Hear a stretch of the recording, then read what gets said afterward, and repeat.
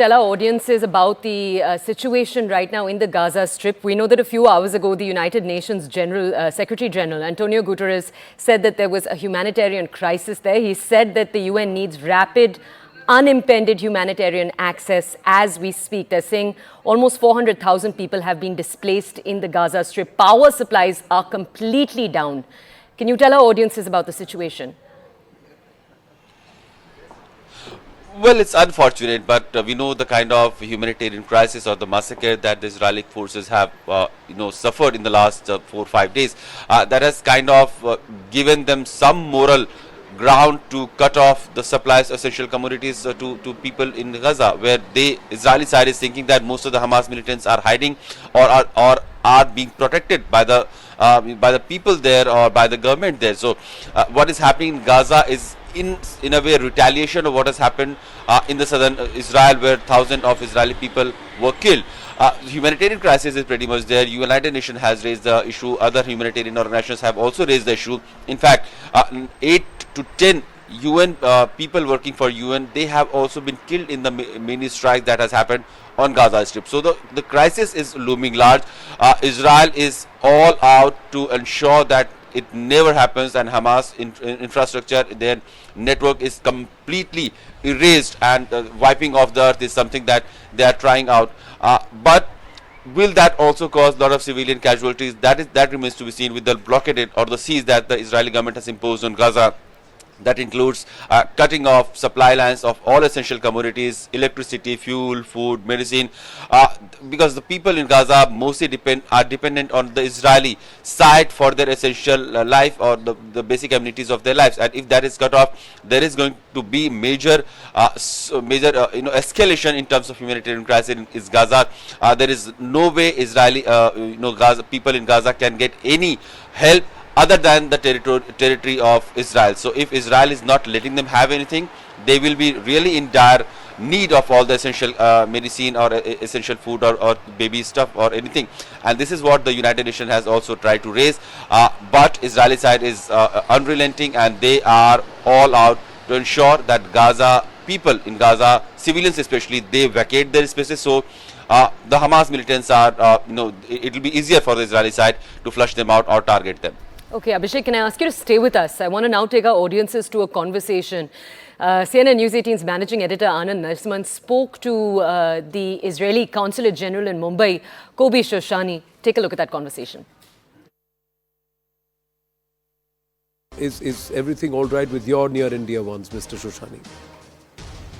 In a small country as Israel, 9 million people, when you have more than 1,000 people that killed, murdered, slaughtered, I don't know how I can describe it in a better way, by these bloody terrorists. In every family in Israel, there is a connection to someone who killed or kidnapped in this brutal attack. I can say that I personally know 2 of girls.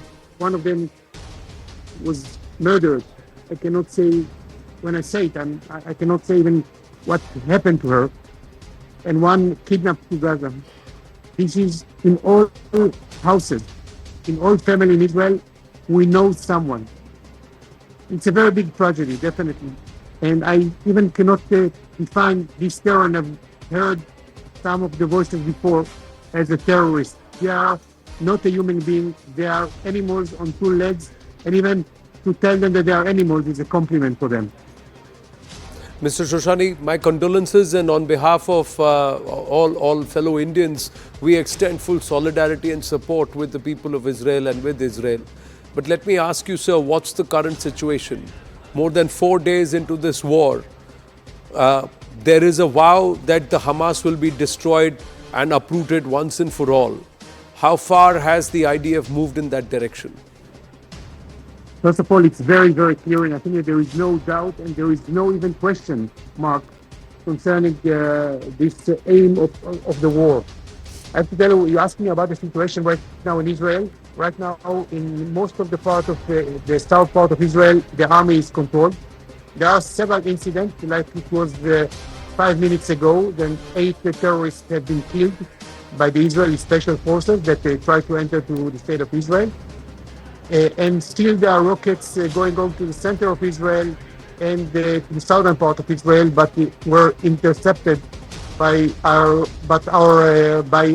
Iron Dome.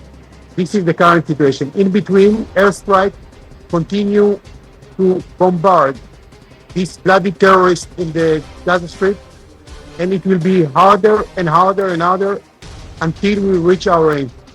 But there are also innocents and civilians who will be caught in this crossfire, Mr. Shoshani. Right now, I'm thinking about the kids that I've seen the clip 10 minutes ago. They've been killed in their beds. They've been slaughtered. They cut their heads. I think about them and the families that lost all their beloved and families. This is only what I'm thinking right now. Sorry to say that. No, but Mr. Shoshani, are you confirming that indeed babies were butchered? Because there was some question mark because there was no official confirmation. So I'm asking you, are you confirming that babies were indeed butchered in the kibbutz area? Definitely. We saw the photos. Unfortunately, it's very hard for me to say that. To see dozens of kids being slaughtered, massacred in the first intention. That was the aim of the idea. This is something that even for me, and I think that I'm a quite tough guy, I cannot even describe it in words. Yes, it's true. These Hamas, they are like ISIS. They came to kill, and they came to kill kids as well. And this is something that we have to understand. They touched our nerves, our historical nerves. And when you touch our historical nerves of the Jewish people, you will pay for it.